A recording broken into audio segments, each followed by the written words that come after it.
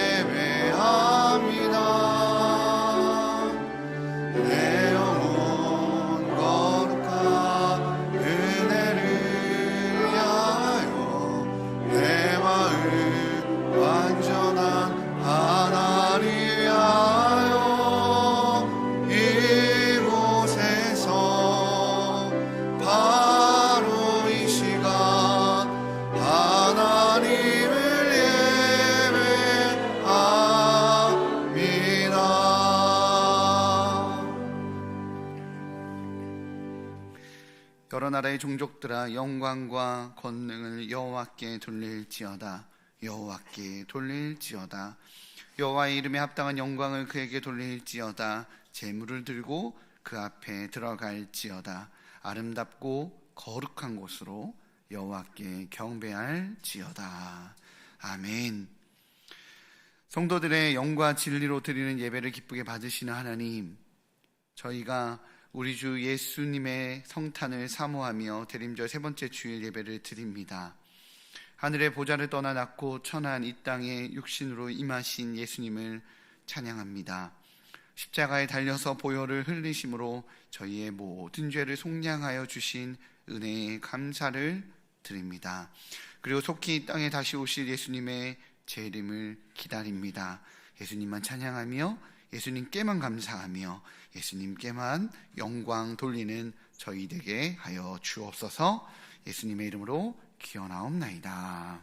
아멘. 찬송가 63장으로 함께 찬양하시겠습니다.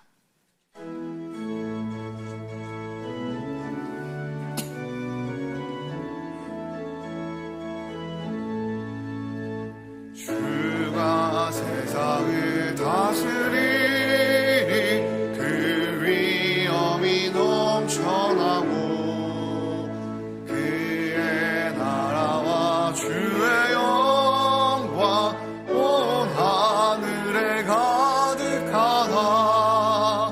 저 흉악한 마귀의 우리 다 멸망케 하시는 주, 이 찬양을 주께 드리니 큰 영광을 받으소서. 주가 권능의 손으로서 이 세상을 창조하니 그의 놀라운 창조 솜씨 한 백성이 경탄하네. 저 하늘의 별들도 모두 주 영광을 나타내어 늘 돌보아 주시는 주께 큰 영광을 돌립니다. 주가 세상의 피조물을 인간에게 다 맡기고 순종하라는 말씀으로 그 권위를 주셨도다. 온 땅 위에 주님의 위엄 늘 넘치며 가득하니 그 나라와 주님의 영광 온 천하에 찬란하다. 네, 자리에 앉으시는 성시를 교독하겠습니다. 성시 교독문은 구주강림 3번입니다. 앞에 있는 화면이나 주보 1면을 참조해 주시기 바랍니다. 광야와 메마른 땅이 기뻐하며 사막이 백합화 같이 피어 즐거워하며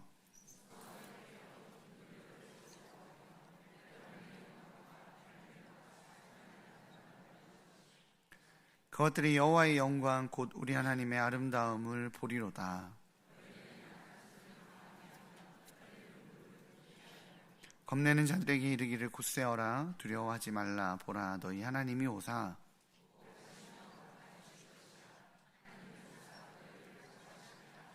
그때에 맹인의 눈이 밝을 것이며 못 듣는 사람의 귀가 열릴 것이며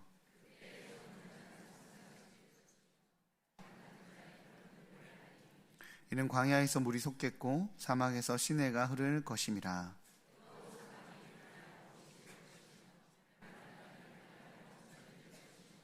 식량에 눕던 곳과 풀과 갈대와 부들이 날 것이며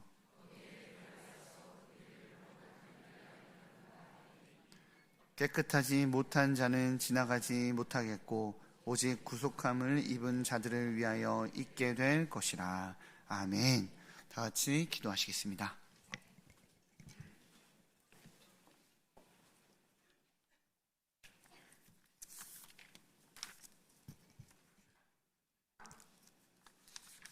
시마다 때마다 우리 일산 중심교회를 돌아보시고 사랑해 주시는 하나님 아버지, 거룩한 주일의 예배를 드리기 위하여 정성껏 모여서 드리는 이 예배를 기쁘게 받아 주시옵소서.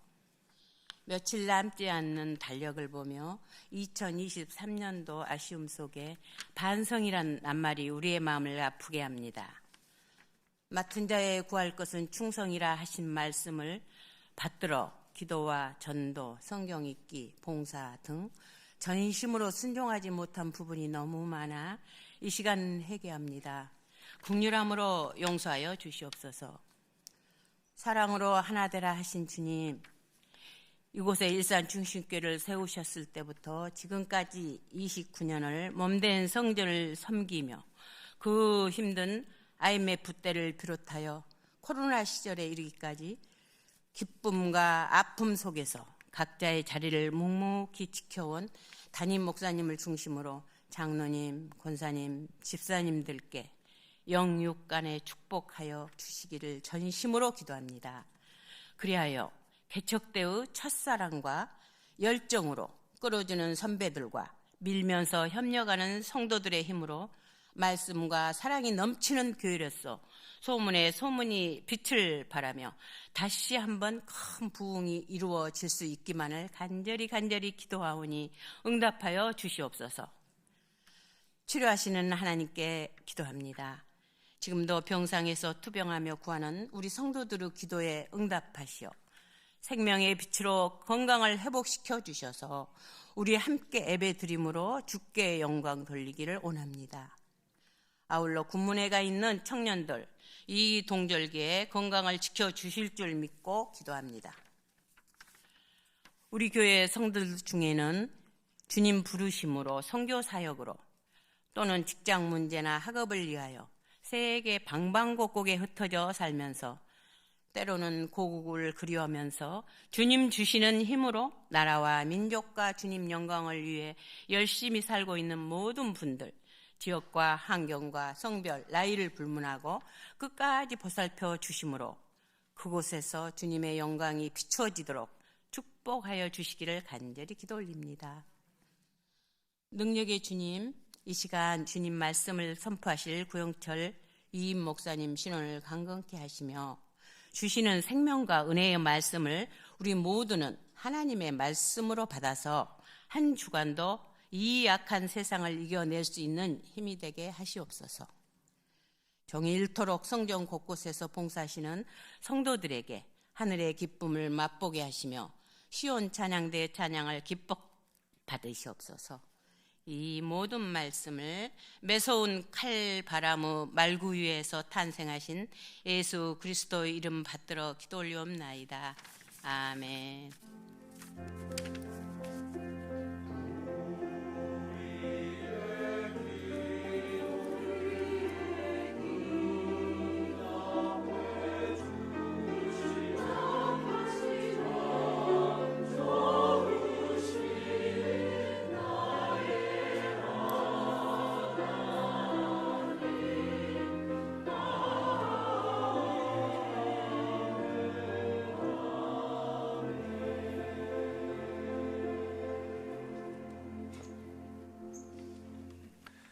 자리에 일하셔서 마음과 정성을 다해 드린 예물을 봉헌하겠습니다.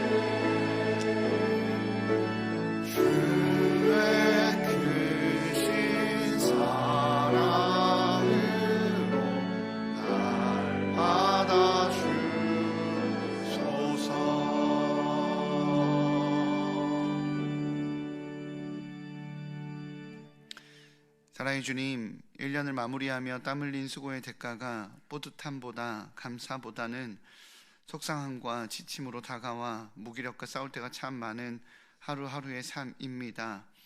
그러나 주님이 주신 호흡이기에 숨 쉴 수 있었고, 주님이 주신 육체이기에 누릴 수 있었으며, 주님이 주신 재능이기에 또한 살아갈 수 있었음을 고백합니다.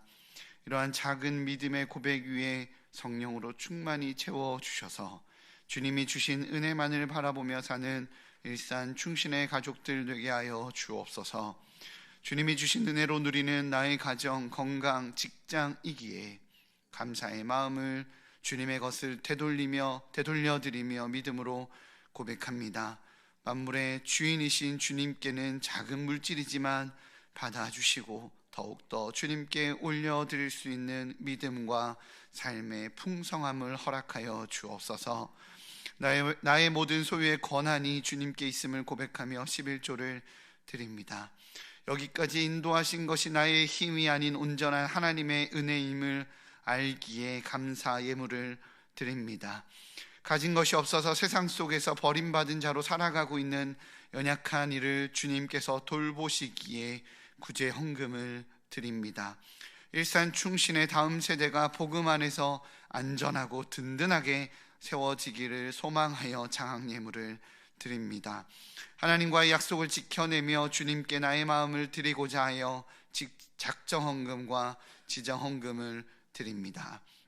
하나님 아버지의 뜻대로 하나님 나라 확장의 통로로 잘 쓰여지게 하시고 예물을 드린 손길 위에 주님의 풍성함을 허락하셔서 채우고 넘치게 하시는 하나님을 경험케 하여 주옵소서. 비록 몸은 함께 있지 못하나 주의 전을 사모하는 마음만큼은 다윗과 같은 열망으로 가득 찬 환우들을 기억하여 주시고, 추운 겨울 나라를 지키며 국방의 의무를 다하는 일산 충신의 청년들을 보호하여 주시며, 직장의 일과 가정의 일, 개인의 사정으로 예배 함께하지 못하는 모든 이들에게도 동일한 은혜를 내려주셔서 비록 몸은 떨어져 있으나 우리 공동체 모두를 안아 보호하시는 하나님을 경험케 하여 주옵소서. 우리의 작은 신음 하나하나를 들으시고 기억하시는 우리 주 예수 그리스도의 이름으로 기도하옵나이다. 아멘. 자리에 앉히겠습니다.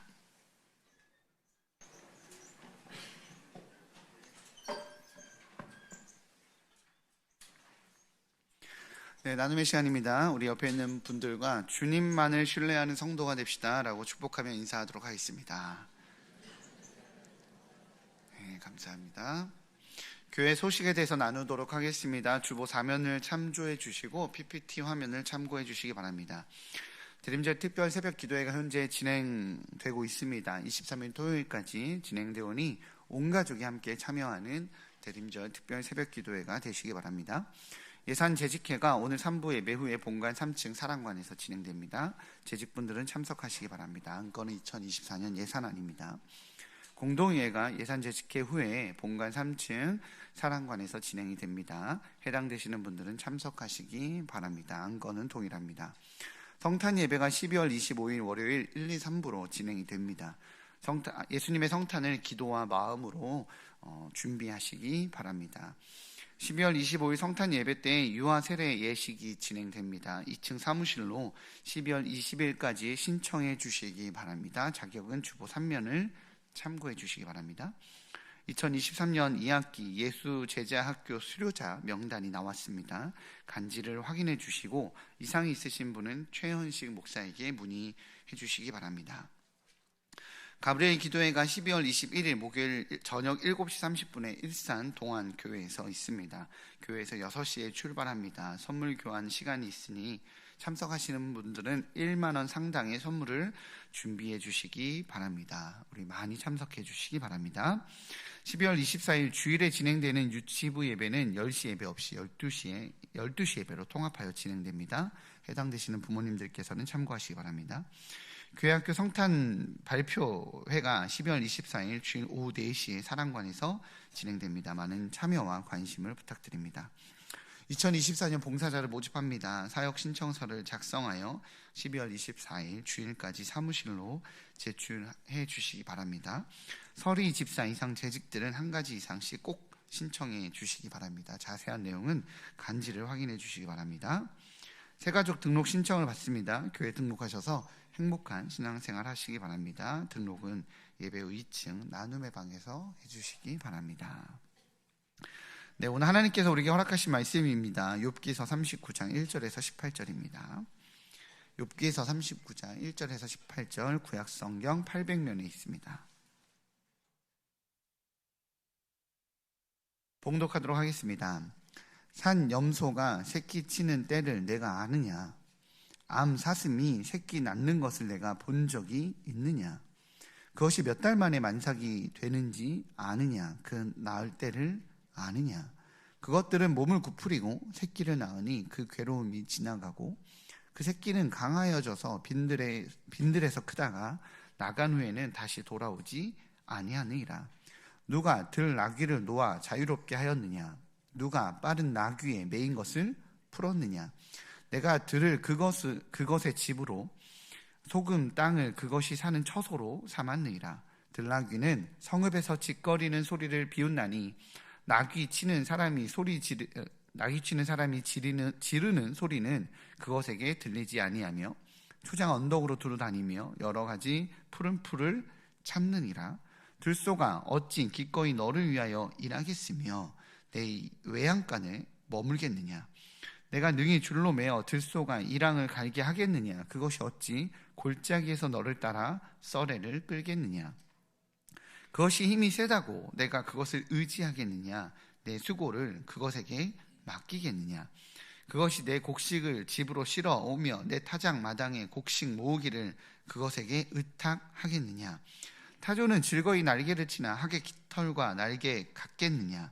그것이 알을 땅에 버려두어 흙에서 더워지게 하고 발에 깨어질 것이나 들짐승에게 밟힐 것을 생각하지 아니하고 그 새끼에게 모질게 대함이 제 새끼가 아닌 것처럼 하며 그 고생한 것이 헛되게 될지라도 두려워하지 아니하나니 이는 하나님이 지혜를 베풀지 아니하셨고 총명을 주지 아니함이라. 그러나 그것이 몸을 떨쳐 뛰어갈 때에는 말과 그 위에 탄 자를 우습게 여기느니라. 아멘. 이 시간 시온 찬양대에 찬양 읽겠습니다.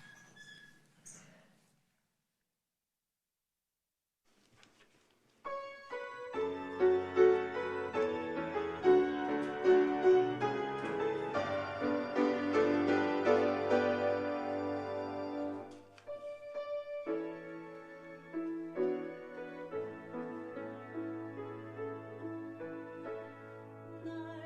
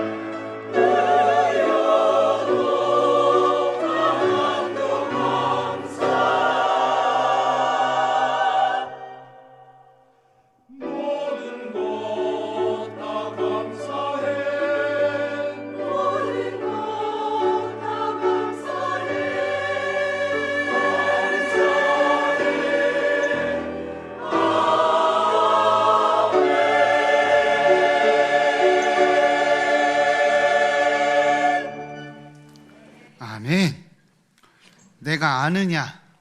라는 제목으로 하나님 말씀 선포될 때에 많은 은혜 받으시기 바랍니다.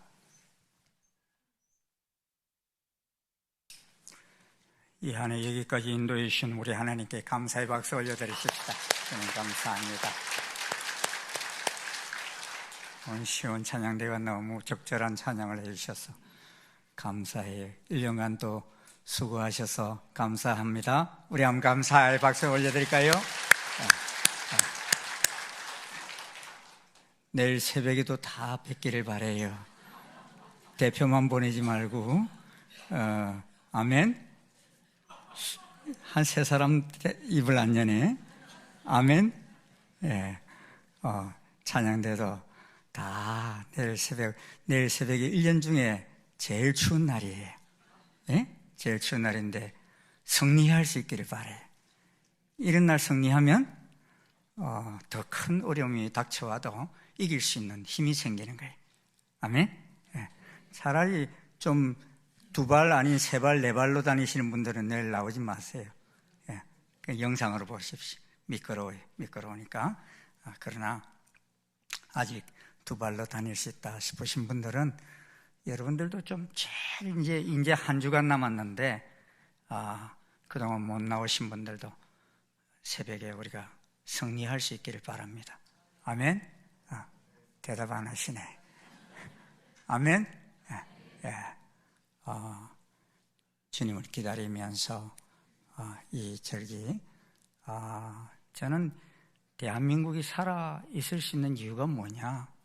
여러분, 대한민국이 온 세계에 없는 예배를 드리고 있는 예배가 있는데 그게 뭔지 아세요? 새벽기도예요. 그래서 이 대한민국에도 살아있는 거예요. 아멘? 이 귀한 것을 우리 선조들이 우리에게 주신 것이고 또 예수님이 보이신 것인데 우리 그거 놓치면 안 되는 거예요. 좀 잘 먹고 잘 살게 됐다고 그걸 놓쳐버리면 가장 귀한 것을 우리는 놓친다 하는 생각이 들어요. 그래서 힘들고 어려울 때이지만 그럴 때일수록 저희들 더 한마음이 되어서 주님을 기다리며 나아가는 이 대림절기 마지막 주간이 되실 수 있기를 주의 이름으로 축원합니다. 예, 감사합니다. 여러분 내일 새벽에 뵐 건 내가 막 가슴이 떨려요. 그래서 또 제가 내일 설교거든요. 그래서 여기 올라오면 다 보여요. 누가 오셨나 다 보여요. 가능하면 오늘 앉은 자리에 다 앉으십시오. 오늘 이제 긴긴 욥기서의 말씀이 종결점까지 왔습니다. 욥과 그의 친구들 사이에 기나긴 논쟁이 종결되는 시점이 이 욥기 38장부터 42장까지예요. 그런데 이 종결되는 본 단락은 중간에 잠깐 언급되는 욥의 고백 40장 3절부터 5절 이 욥의 고백을 기준으로 해서 두 부분으로 쫙 나누어져요. 첫 부분 38장 1절부터 40장 2절에서는 먼저 하나님께서 욥에게 자연계의 경이로운 일에 관한 질문들, 즉 땅과 바다, 하늘과 별들의 신비로운 현상들에 대해서 물으시고 이어서 사자와 까마귀, 산염소와 암사슴, 들나귀와 들소, 타조와 말, 매와 독수리 등 이 생물계의 놀라운 본능에 대해서 또 물으십니다. 그리고 이 같은 하나님의 질문들은 욥으로 하여금 하나님 앞에서 자신이 어떤 존재인지를 깨닫도록 하십니다. 그러기에 그토록 하나님을 직접 뵙고 말하기를 원했던 욥이었지만 정작 하나님 앞에 선 욥은 스스로 입을 가리게 되는 것을 보게 됩니다. 그리고 두 부분 중에 또 뒷부분인 두 번째 부분인 40장 6절부터 42장 17절에서는 욥에게 두 종류의 짐승인 하마와 악어를 보여주시면서 하나님의 주권과 능력을 드러내 보이십니다. 그래서 결국 욥은 하나님 앞에서 완전히 굴복하여 티끌과 재 가운데서 회개합니다. 그리고 욥의 회개를 받아들이신 하나님께서는 그를 다시 회복시켜 주시면서 이 욥기서는 마무리되어지는 것을 보게 됩니다. 그런데 이 마지막 결론 부분을 보면은 하나님은 욥이 제기했던 문제에 대한 직접적인 답을 주시지는 않습니다. 욥은 자신이 무고히 고난을 받고 있다는 사실에 근거해서 하나님의 답변을 요구했지요. 그런데 법정에 등장하신 하나님께서는 왜 까닭없이 욥이 고난을 당하는가라는 질문에 대해서 자세한 대답을 하지 않으십니다. 대신에 하나님은 욥이 하나도 대답할 수 없는 질문들, 곧 하나님의 창조사역과 절대 주권에 따라 이루어지는 섭리에 관한 질문들을 던지십니다. 하늘의 별에서 땅의 진흙까지, 공중의 새에서 강의 악어까지 실로 다양한 자연계와 이 생물계의 묻 대상들과 주체들을 가지고 네가 아느냐? 네가 보았느냐? 네가 했느냐? 이런 질문들을 하십니다. 하나님께서 욥의 질문에 대한 구체적인 답변 대신에 네가 아느냐라고 물으신 이유가 뭡니까? 욥은 긴긴 논쟁으로 자신의 옳음을 토론했습니다. 친구들과 서로 많이 아는 것처럼, 서로가 바른 것처럼 힘써서 싸웠습니다. 그러한 욥을 향해서 네가 아냐? 하고 여러 번 물으셔요. 37장 15절에서 17절에 보면요, 욥의 친구 엘리후를 통해서 먼저 이렇게 물으셔요. 한번 같이 읽겠습니다. 시작. 하나님이 이런 것들에게 명령하셔서 그 구름의 번개로 번쩍거리게 하시는 것을 그대가 아느냐? 그대는 겹겹이 쌓인 구름과 완전히 지식의 경이로움을 아느냐? 땅이 고요할 때 남풍으로 말미암아 그대의 의복이 따뜻한 까닭을 그대가 아느냐? 이렇게 욥의 친구 엘리후를 통해서 먼저 물으셨습니다. 그런데 엘리후가 물었을 때는 아무런 대답도 하지 않던 욥에게 이제는 하나님께서 폭풍우 가운데서 직접 또 물으십니다. 35장, 38장, 3절 5절입니다. 우리 한번 같이 읽겠습니다. 시작. 너는 대장부처럼 허리를 묶고 내가 네게 묻는 것에 대답할지니라. 누가 그것의 도량법을 정하였는지, 누가 거주를 그것의 위에 띄었는지 네가 아느냐? 38장 33절에도 네가 전체의 운행 법칙을 아느냐라고 물으셨는데 이 물음 멈추지 않고 39장에서 또 이어집니다. 39장 1절 2절 함께 읽겠습니다. 산염소가 새끼 치는 때를 네가 아느냐? 암사슴이 네가 본 적이 있느냐? 그것이 몇 달 만에 만삭되는지 아느냐? 그 나을 때를 아느냐? 계속 욥을 몰아붙이시면서 네가 아느냐라고 물으신 이유가 무엇입니까? 네가 많이 안다고 주장하며 소리 높여 싸웠지만 그 지혜라는 것은 한없이 미약한 것이요 미천한 것이다 라는 것입니다. 여러분 하나님을 아십니까? 하나님을 어느 정도 아십니까? 어떤 하나님으로 아십니까? 하나님의 살아계심을 체험하셨습니까? 며칠 전 CBS 방송에 새롭게 핫소스에 나와서 마약 중독에 빠진 장남을 감옥에 보낸 전 경기도지사 남경필 집사의 간증을 들었습니다. 어려서부터 신앙생활을 잘 하였고 기독교 학교를 다니면서 커서는 목회자가 되겠다고까지 하였던 아들이 유학을 가서 시작된 마약 중독으로 어떻게 해서든지 소리 소문 없이 아이를 치유해 보려고 가진 노력을 다합니다. 그런데 그럼에도 실패를 거듭하면서 경찰에 자수하여 격리 치료를 하려고 했는데도 자수하였다고 구속도 시키지 않고 또 집에 가 있으라고 합니다. 그런데 구속되지 않으니 마약을 중단하지 못하는 아들을 아버지가 다시 신고해서 구속시킵니다. 그런데 그렇게 구속된 아들이 있던 감옥에 법정 전염병인 수두가 퍼지면서 이 남집사 부부가 이스라엘 성지순례에 가 있는 동안에 아들이 감옥에서 그냥 나오게 되었어요. 이 법정 전염병이 걸리면 그냥 다 내보내나 봐요. 이 남집사 부부는 성지순례 도중에 돌아와야 하는 또 아픔을 겪습니다.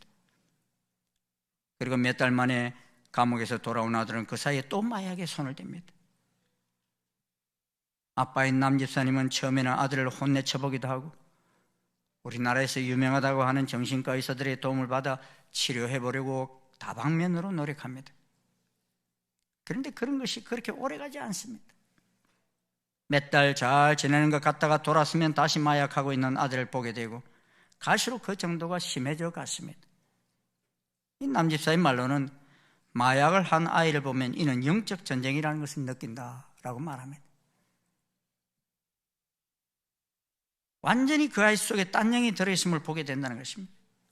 그러면서 그 속에는 분노하고 있는 자신을 보게 됩니다. 아이를 정죄하며 따지고 있는 자신을 보게 됩니다. 그러한 속에서 아이는 아무것도 바뀌지 않고 점점 더 악화되기만 합니다. 아이를 감옥에 보낸 남경필 집사 부부는 이스라엘 성지순례를 떠나면서 자기 힘으로 어찌 할 수 없는 상황 속에서 이런 기도를 드립니다. 하나님, 성령님을 체험하기를 원합니다. 내가 내 힘으로 뭔가를 할 수가 없습니다. 온전히 하나님께 내가 맡깁니다. 그는 오선 국회의원과 경기도지사를 지낸 사람입니다. 그리고 경기도지사 재선도 아들 마약 문제가 드러나면서 두 번째는 탈락하고 말았습니다. 그런 것도 아들의 마약 문제를 자기 스스로 해결할 수 없다는 사실 앞에 하나님 앞에 납작 엎드립니다. 그런데 그런 그에게 하나님은 찾아오셔서 말씀하십니다. 네 아들은 내가 책임진다. 너는 나의 다른 아이들을 책임져라. 이런 말씀을 듣습니다. 그러면서 세상이 줄 수 없는 평안이 그에게 몰려옵니다. 그러면서 분노와 두려움으로 가득 차 있던 남집사를 변화시키셨습니다. 아들을 변하게 해달라고 기도하는 그에게 아들이 아닌 그 자신을 변화시키시면서 나는 네 아들을 고치는 게 아니라 너를 고칠 거다 하는 것입니다. 하나님께서는 자신이 아들을 쳐다보는 것처럼 하나님이 자신을 그렇게 쳐다보고 계시는 것을 깨닫게 하시는 것입니다. 그러면서 마약으로 인해 속상해하는 아버지 그 마음이 바로 하나님의 마음임을 보게 하신 것입니다. 남경실 집사는 그 하나님을 만나면서 두려움으로만 인색된 하나님이 나와 내 아들을 너무나 사랑하시는구나 하는 것을 깨닫습니다. 그러면서 이 아버지가 변해요. 내 아들을 대하기만 하면 야단치던 아버지가 이제는 아들을 향하여 긍휼함이 넘쳐납니다. 그러면서 하나님 마음과 함께 하나님의 계획하심을 깨닫습니다. 지금 그 아들은 아버지의 간곡한 요청으로 2년 6개월간 실형을 살고 있습니다. 근데 그중 2년은 치료 감호소에서 치료를 받을 수 있게 되었다는 것입니다. 그런데 남경필 집사는 이스라엘 성지순례 중 오병이의 기적 언덕에서 떡만을 찾는 무리가 되지 말고 제자가 되라는 그런 하나님의 음성을 듣습니다. 그리고 그 말씀을 가슴에 새기고 그는 청지기에서 정치인에서 이제 마약 중독 재활 회복 운동가로 나서기 시작했습니다. 그가 이사에게 발을 들여놓고 보니 우리나라 마약 중독 상황이 생각보다 훨씬 심하다는 것을 발견합니다. 우리나라의 하수 처리장이 모든 곳에서 다 마약 성분이 검출됐대. 이 말은 마약이 이미 전국적으로 퍼졌다는 것이. 그리고 너무 값싼 마약, 합성 마약들이 넘쳐나고 있고 우리 아이들이 손쉽게 접하며 죽어가고 있음을 보게 됩니다. 그러면서 이를 예방하고 퇴치하며 재활치유하는 운동에 가장 약한 자기를 들어 쓰시고자 하시는 하나님을 발견하는 것입니다. 하나님이 욥에게 말씀하십니다. 산염소가 새끼 치는 때를 네가 아느냐? 암염소의 새끼 낳는 것을 네가 본 적이 있느냐? 그것이 몇 달 만에 만삭되는지 아느냐? 그 낳을 때를 아느냐? 라고 물으십니다. 우리가 아는 게 별로 없어요, 여러분. 산염소는 고사하고 내 아이가 언제 태어날지 그 시간도 몰라요. 10달 만에 딱 몇 시간 만에 딱 태어나는 거 압니까? 몰라요. 어떤 아이들은 좀 더 일찍 태어나서 또 인큐베이터 들어가 있기도 하고 내 아이가 순산할지 난산할지도 모릅니다. 결혼하기까지 어떤 과정을 겪어야 할지도 모르고 결혼을 하고 나서는 또 어떻게 가정을 꾸려가야 할지도 모릅니다. 남들이 사는 걸 부지기수로 보았건을 내 앞에 닥칠 일은 하나도 익숙한 것이 없이 모두가 다 새롭습니다.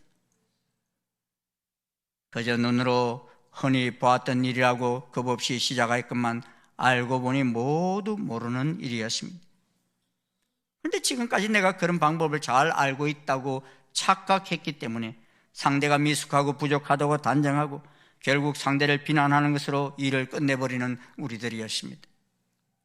내가 모르는 것을 인정했다면 남편이나 아내와도 더 잘 지낼 수 있었을 것입니다. 내가 모르는 것을 알았다면 내 아이하고도 더 많은 교감을 이룰 수 있었을 것입니다. 그런데 내가 안다고 착각함으로써 얼마나 많은 상처를 다른 사람들에게 주었는지 모릅니다.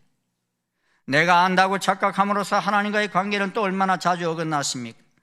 내가 하나님도 잘 모르고 나 자신도 잘 모르고 내 가족, 내 이웃도 잘 모른다는 사실을 아는 것이 얼마나 중요한지 하나님은 욥으로 하여금 깨닫게 하셨습니다.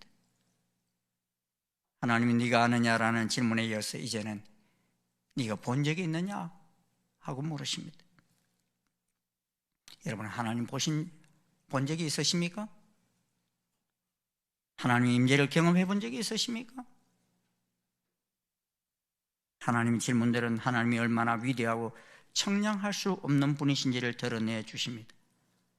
만약에 인간은 그분께서 창조하신 자연계의 작은 피조물 하나조차 제대로 이해하지 못하는 존재임을 가르쳐 주십니다. 인간은 높은 하늘에서 반짝이는 별의 경이로운 움직임은커녕 까마귀의 먹이 공급조차 알 수 없으면서 만물을 다스리시는 전능자의 신비로운 계획과 섭리를 판단하려는 어리석은 존재입니다. 눈에 보이는 작은 미물에게서 일어나는 현상조차도 제대로 이해하지 못하면서 만물을 다스리시는 하나님의 주권에 대해 불평하는 어처구니 없는 일을 저지르는 인간이라는 것입니다. 그러면 하나님은 욥에게 내가 땅에 기초를 놓을 때 네가 어디 있었느냐? 이런 질문으로 시작하십니다. 이 질문을 하신 이유는 땅에 관한 사실도 전혀 알지 못하면서 그것을 지으신 하나님의 경륜에 대해 이의를 제기하며 변론하려는 욥의 무지함을 드러내려 하신 것입니다.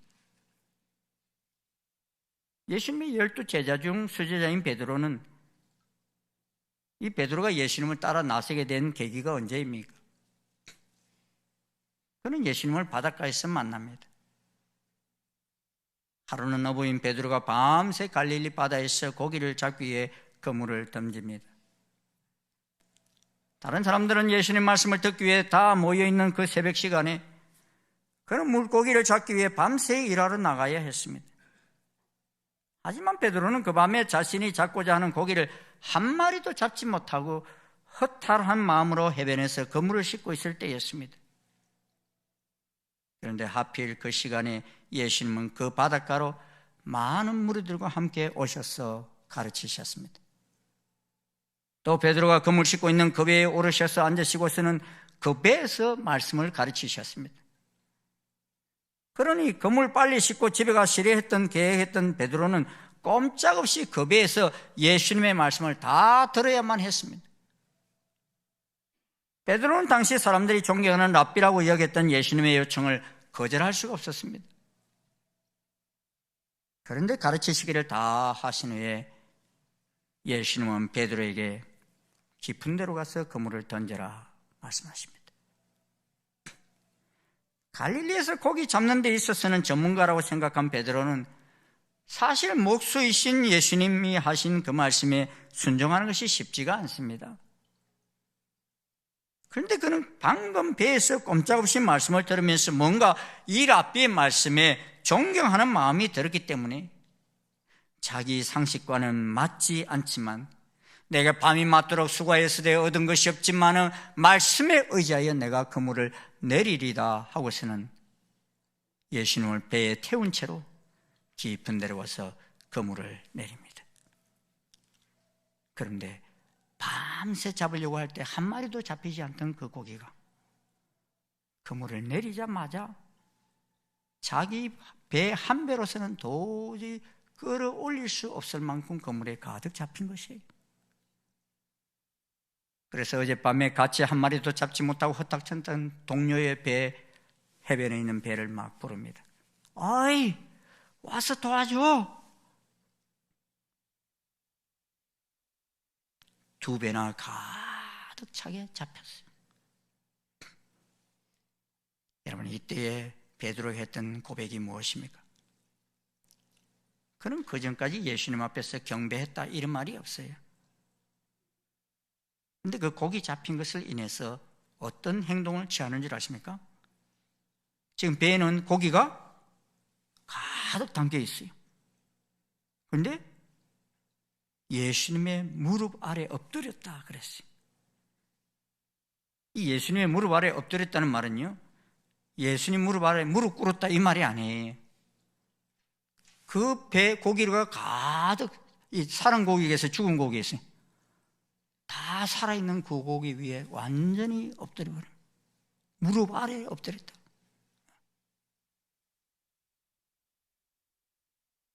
그러면서 뭐라고 고백합니까? 주여 나를 떠나소서. 나는 죄인이로소이다. 이게 무슨 고백입니까? 조금 전까지만 해도 예수님을 랍비라 불렀던 호칭이 달라졌습니다. 주여라고 했습니다. 그리고 나를 떠나소서 나는 죄인으로서이다 라고 외쳤습니다. 이 말은 자기가 죄인에게 용서해달라는 말이 아닙니다. 내가 보니 당신은 랍비 정도가 아니라 이 자연계 이 바닷속까지도 다 다스리시는 하나님이십니다 라는 말입니다. 어떻게 물고기까지도 다 움직이시는 그런 분이시냐는 것입니다. 창조주시다는 것입니다. 어떻게 말씀 한마디 속에 바닷속에 있는 물고기가 다 순종하느냐 이겁니다. 그러기에 당신은 교만함에 미천한 자기 앞에 있으실 분이 아니시라는 것입니다. 그러기에 베드로는 물고기를 많이 잡았다고 좋아하는 게 아니라요, 무서워하고 있어요. 왠 줄 아십니까? 지금 자기가 너무 크신 하나님 앞에 서 있기 때문인 것입니다. 그래서 예수님 뭐라고 그러십니까? 무서워하지 말라. 이제 후로는 네가 사람을 취하리라 말씀하십니다. 무서워하고 있는 것을 보시기 때문에 그렇게 말씀하십니다. 사람들이 하나님의 임재를 경험하지 못할 때 하나님께 대해서도 말을 함부로 합니다. 행동도 자기 하고 싶은 대로 다 합니다. 그런데 하나님의 임재를 경험하는 순간 감히 고개를 들지 못합니다. 오늘날도 사람들이 하나님의 이름을 넣어서 욕을 하고 하나님을 두려워하지 않으면서 대적하는 자들이 너무너무 많습니다. 왜 이런 일을 합니까? 하나님을 모르기 때문입니다. 하나님의 임재를 경험해 본 적이 없기 때문입니다. 이스라엘 백성들이 이집트에서 430년간 종살이를 하고서는 출애굽할 때 하나님께서는 모세를 애굽왕 바로에게로 보냅니다. 그리고 하시는 말씀이 무엇입니까? 내 백성을 보내라 말합니다. 그런데 바로가 처음에 순순히 보내지 않습니다. 이유가 뭡니까? 바로는 여호와 하나님을 잘 몰랐기 때문에, 여호와가 누구이기에 내가 그의 목소리를 듣고 이스라엘을 보내겠느냐?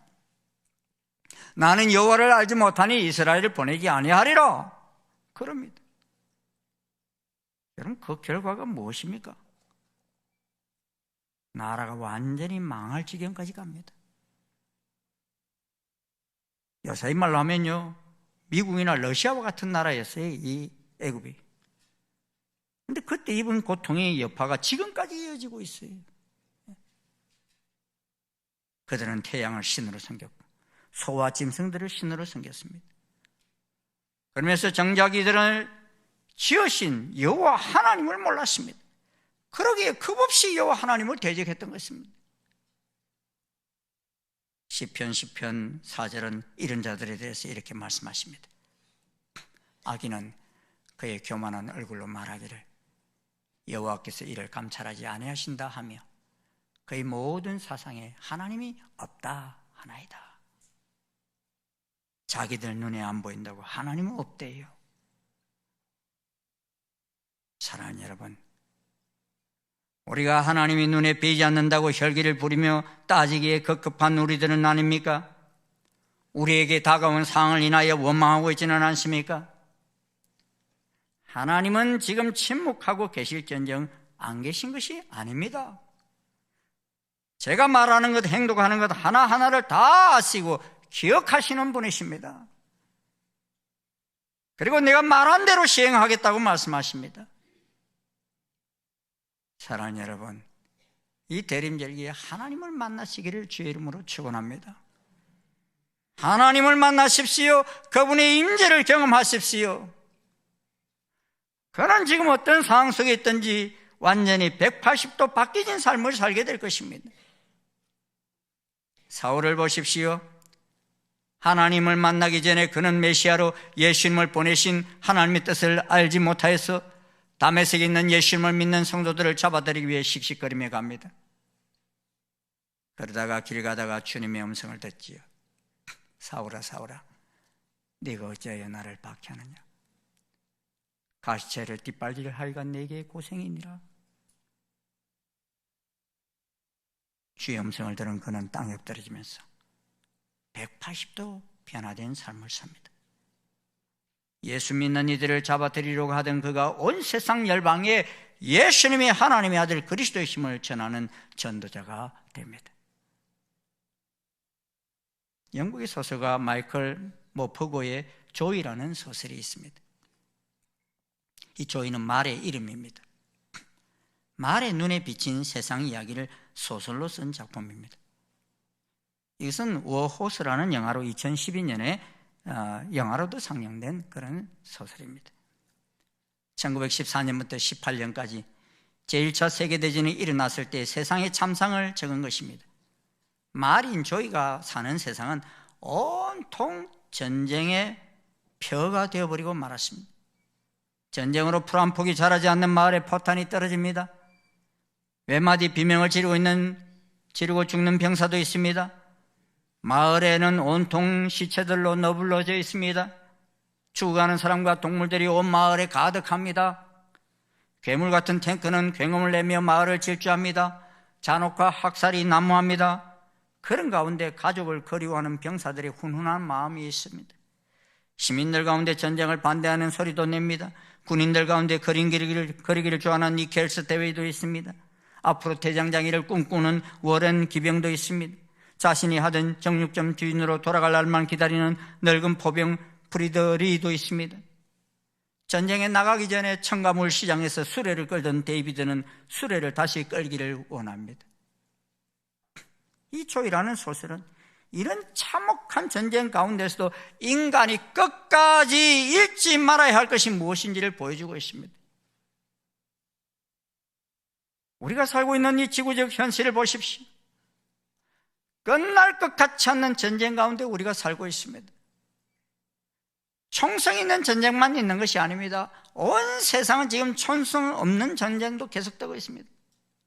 마약과의 전쟁, 사상과의 전쟁, 가치관의 전쟁 등 우리 지구는 폭력과 상처와 절망으로 가득합니다. 이런 전쟁 중에 희망이 무엇입니까? 만물을 지으신 이는 하나님이시다라는 사실을 깨닫고 하나님께로 돌이키는 것입니다. 하나님의 나라를 건설하는 것입니다. 그리스도인이 절대로 잊지 말아야 할 것이 무엇입니까? 하나님의 나라입니다. 나의 나라가 아닙니다. 내 욕망을 추구하는 나라가 아닙니다. 바울은 마치 도박을 하는 사람이 큰 베팅을 하듯이 하나님 나라를 베팅하면서 이 하나님 나라를 잊지 말라고 간곡히 부탁합니다. 욥도 침묵하고 계시던 이 하나님을 만나 뵙고 나서 욥기 마지막에 뭐라고 고백합니까? 욥기 42장 우리 같이 한번 읽겠습니다. 시작. 무지한 말로 이치를 가리는 자가 누구인가? 나는 깨닫지도 못한 일을 말하였고 스스로 알 수도 없고 헤아리기도 어려운 일을 말하였나이다. 내가 말하겠사오니 주는 들으시고 내가 주께 묻겠사오니 주여 내게 알게 하옵소서. 내가 주께 대하여 귀로 듣기만 하였사오나 이제는 눈으로 주를 배옵나이다. 그러므로 내가 스스로 거두어드리고 티끌과 제 가운데서 회개하나이다.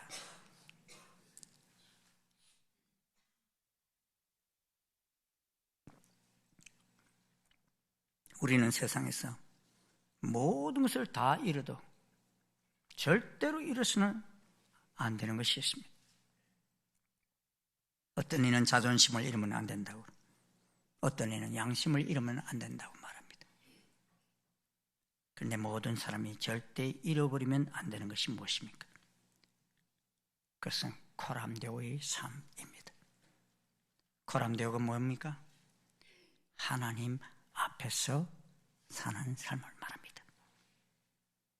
내가 언제나 하나님 앞에 있다는 사실을 깨닫고 살아가는 것입니다. 아멘. 하나님의 임재를 느끼고 살든 살지 않든 하나님께서 늘 내 앞에 계심을 인정하며 사는 삶인 것입니다. 이와 반대의 삶이 뭔 줄 압니까? 코람 호미니부스입니다. 라틴어로 말하면 인간 앞에서라는 의미입니다. 이런 사람은 오늘 교회에 와서 예배를 드리지만도요, 세상에 나가서는 하나님을 가마득하게 잊어버려요. 세상 사람들과 하나도 다를 바 없는 삶을 삽니다. 오늘 수많은 그리스도인들이 코람데의 삶이 아닌 코람 호미니부스의 삶을 삽니다. 그래서 많은 사람들이 제게 그런 말을 해요. 예수님 믿는 사람들에게 사기를 당했다. 나 그런 사람 보기 싫어서 교회 가기 싫대요. 만약 그런 사람 천국 간다면 난 절대로 그 천국 안 가고 싶대요. 나 그 사람이 한 말 때문에 상처가 되어서 너무 힘들대요. 하나님 앞에서 자기를 본 것이 아니라 사람 앞에서 자기를 보며 사는 수많은 사람들 때문에 이런 어지러운 소리를 듣고 사는 것입니다. 시편 14편은 말합니다. 어리석은 자는 그의 마음에 이르기를 하나님이 없다 하는도다. 그들은 부패하고 그 행실이 가정하니 선을 행하는 자가 없도다. 여호와께서 하늘에서 인생을 구부 살피사 지각이 있어 하나님을 찾는 자가 있는가 보려 하신지 다 치우쳐 함께 더러운 자가 되고 선을 행하는 자가 없나니 하나도 없도다.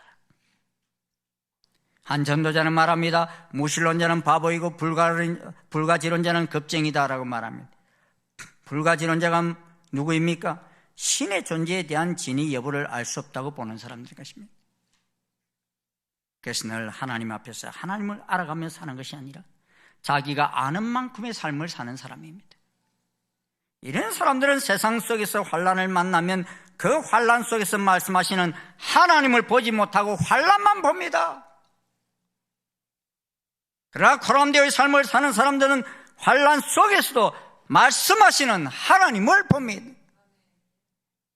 우주 만물을 통해 말씀하시는 하나님, 가까이 있는 가족들과 본인들에게서 일어나는 고통을 통해 말씀하시는 하나님의 얼굴을 찾습니다. 우리는 우리가 바라보는 것에 노예가 됩니다. 우리에게 닥치는 환난만 바라보는 사람은 그 환난의 노예가 됩니다. 그러나 그 환난 속에서도 말씀하시는 하나님을 찾는 사람은 하나님의 사람이 됩니다. 하나님을 찾고 찾는 만큼 하나님을 알아가게 됩니다. 내 영혼아, 네가 어찌하여 낙심하며 어찌하여 내 속에서 불안해하는가? 너는 하나님께 소망을 두라. 나는 그가 나타나 도우심으로 말미암아 내 하나님을 여전히 찬송하리로다. 하나님을 아십니까? 하나님을 찾고 찾으십니까? 하나님께 소망을 두고 있으십니까? 그는 고통 속에 말씀하시는 하나님의 음성을 들으며 하나님께서 알려주시는 비밀을 실행하는 제자가 될 것입니다. 이 전쟁과 난리 속에서도 세상이 주는 것 같지 않는 평강을 누리면서 하나님께 쓰임받는 제자가 될 것입니다. 이 대림절기 속에 찾아오셔서 내게 말씀하시는 하나님을 꼭 만나셔서 하나님을 알아가는 복된 절기가 되시길 주의 이름으로 축원합니다. 기도하시겠습니다. 아버지 하나님, 감사합니다. 수많은 난리와 소문들이 몰려올 때 그동안 우리는 그 속에서 하나님을 보지 못하고 난리 소문만 보면서 원망하며 불평하며 힘들어했던 저희들이지만 주님, 이제 저희들 그 속에서 말씀하시는 주의 음성을 듣습니다. 주의 얼굴을 바라봅니다. 주께서 말씀하시는 소리를 듣습니다. 주님, 저희 모두 이 대림절기 주님의 임재를 경험하는 저희들 되게 도와주시옵소서. 베드로가 만난 그 주님을 만나게 도와주시고, 바울이 만난 그 주님을 만나게 도와주시고, 욥이 만난 그 주님을 만날 수 있는 저희들에게 인도하여 주시옵소서. 그래서 더 이상 아버지 하나님, 우리에게 닥쳐오는 환난 때문에 그 환난의 노예가 되지 말게 도와주시고, 우리를 쓰시고자 하시는 주님을 바라볼 수 있는 저희들 되게 도와주시옵소서. 예수님 이름으로 기도드리옵나이다. 아멘. 자리에서 일어나셔서 304장 찬송 함께 부르시겠습니다.